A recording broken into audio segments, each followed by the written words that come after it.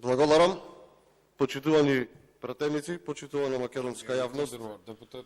На очиглед на целата македонска јавност, ова што се случува во собранието, откако ова владеачко мнозинство презеде власта, е само еден обичен театар и наместо храм на демократијата, ова е храм преку кој се узурпираат институциите, не се почитува правото, се покажува уставот, се покажуваат законите на Република Македонија.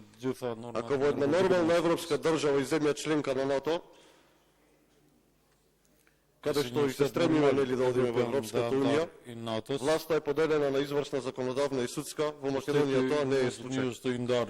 Не е случај затоа што до предскоро имавме еден премиер кој што се однесуваше како деспот, кој што воведуваше реформи во правосудството, беше председател на реформи во правосудството, тоа исто како наркоман мечувате посо дрога.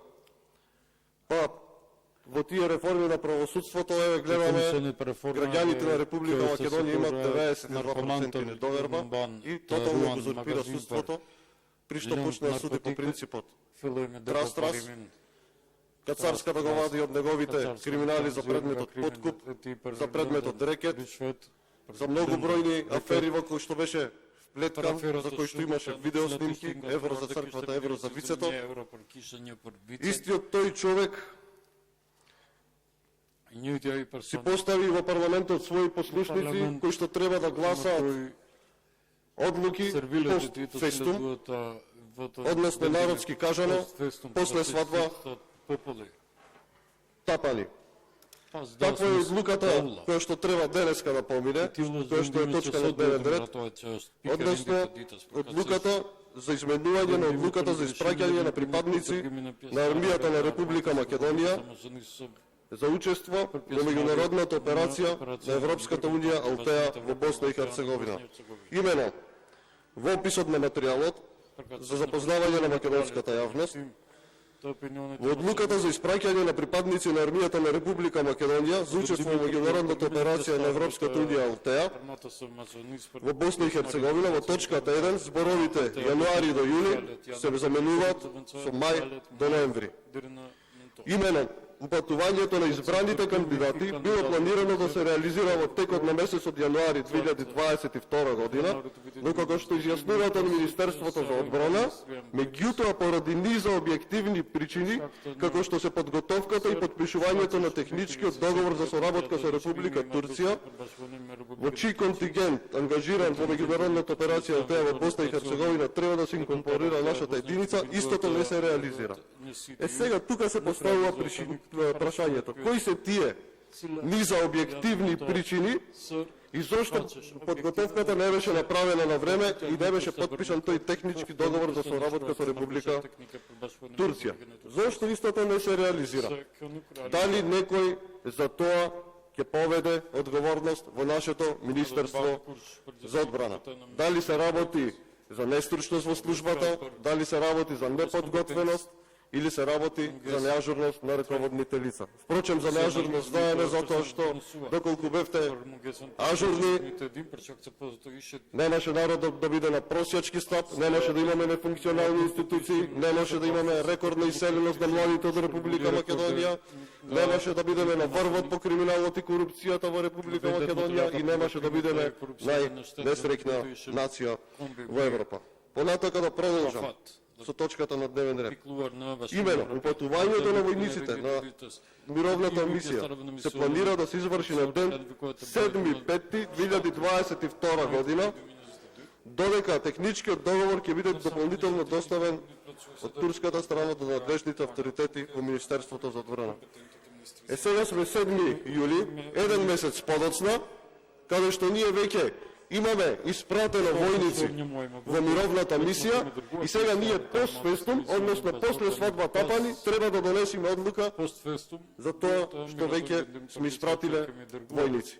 Па дали има поголем пример од ова за дерогирање на законодавната власт и на собранието како институција? Зошто ние да разговараме сега да носиме тука одлука кога веќе вие сте испратиле војници? Значи за вас очигледно го докажавте тоа и во минатото. И со промената на уставното име, и со договорот за Бугарија. За вас, уставот, законите во Република Македонија се само една обична парче хартија и тоа за вас не значи апсолутно ништо. И затоа исто сега го покажувате парламентот, но вие ако сте навикнати само тука да кревате рака, ние не сме така навикнати. Ние сме тука навикнати да дискутираме за суштинските проблеми на граѓаните. И денеска, кога е тука присутна министерката за одбрана, наместо да дискутираме за законот за служба во армијата на припадниците на Република Македонија, поднесен од ВМРО ДПМН, предлог законот за измени и дополнување, каде што се овозможуваат многу привилегии за припадниците на АРАМА. Впрочем, оние кои што наполниле 45 години и завршиле со служба на АРАМА, да бидат вработени на неопределено време и превземени во државните служби и службите во локалната самоуправа, или да им биде исплатена отпремнина во износ од 1000 евра за секоја година помината во служба во армијата на Република Македонија. Ние денес носиме одлука која што треба да ја покрие вашата неспособност. Понатака,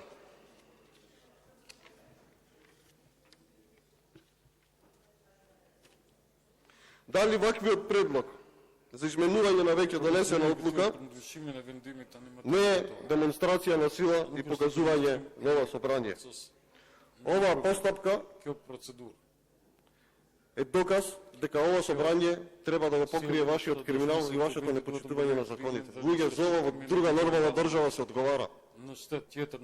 Како може вие да го прескокнувате со одлука парламентот? Тоа го нема никаде. И сега пратениците треба да гласаат донесување предлог одлука за испраќање на војници кои што веќе се испратени. И ова одлука треба да важи од мај до ноември, а ние сега дискутираме во јуни месец. Изменување на веќе донесена одлука. Добро бе, луѓе, ако се случи таму нешто, кој ќе одговара за тие војници? Сега, ако се случи во моментов нешто, додека немаме донесена одлука. Си играте со животот на луѓето, си играте со државата, си играте со институциите. Па така е, не лажам. Ги испративте војниците на 7 мај. Сега е 7 јуни, дискутираме еден месец покасно. За веќе испратени војници.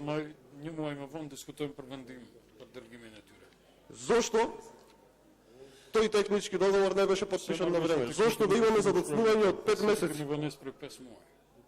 Кој ќе одговара за оваа неажурност во Министерството за одбрана?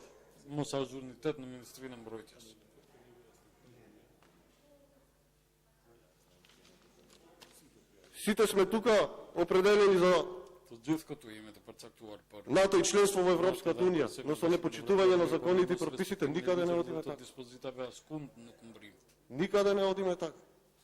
Дајте луѓе, запрегнете ги ракавите, наместо денес како што кажав да зборуваме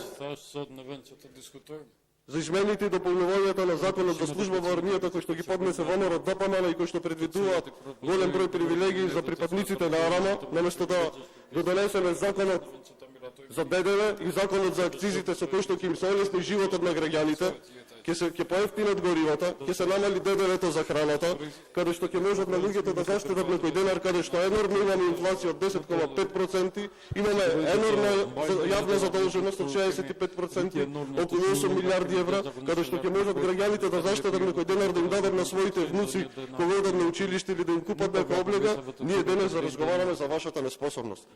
Па луѓе, дај заминете си, оставете ако не знаете луѓе кои што знаат да ја водат државата и заедно да тргнеме напред да го направиме животот на граѓаните подобар. Функционирањето на ова собрание и на вашето функционирање како владеачко мнозинство е само една обична катастрофа и еден обичен театар од кој што бенефит не гледа никој, освен една теста клика на власт која што се богати на грбот на граѓаните. Има збор пратеник од